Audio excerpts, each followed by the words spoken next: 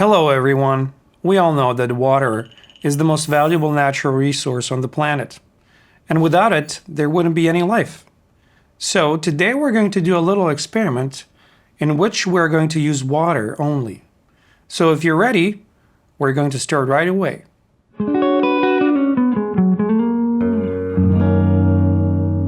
Matter is everywhere around us. And it is anything that takes up space. It can be a chair, a toy, the air we breathe, and even us. It has different forms that we call states of matter. Today we're going to focus on water because it can be all three. Solid, ice, liquid, the water we drink, and gas, the water vapor that can sometimes be invisible. In this experiment, I will use a small stove, water, ice,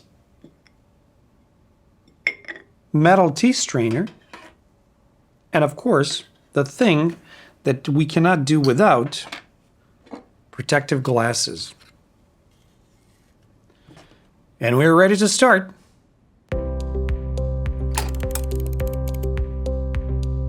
First, let's look at ice. Ice is water in its solid state. It's cold, it's hard, and it keeps its shape. Now I will put it in the strainer. Watch the ice cube. As it gets warm, the ice starts to melt.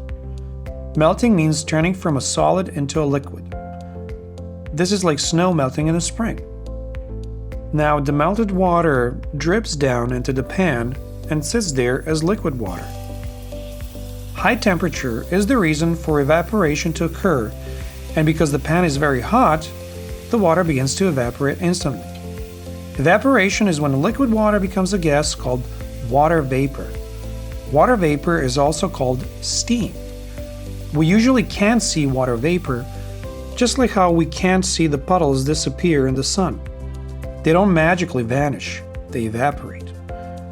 We can see it now since the evaporation is happening quickly.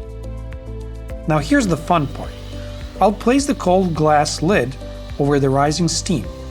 Watch closely. On the inside of the lid, little water drops start to appear.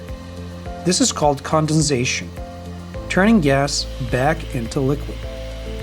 The water vapor cools down when it touches the cold lid, so it becomes water again. This is the same thing that happens when clouds form in the sky. But this is something we will learn and experiment with the next time. Thanks for watching. If you like this mini science lesson, click like and subscribe button for more fun experiments. See you next time and keep exploring.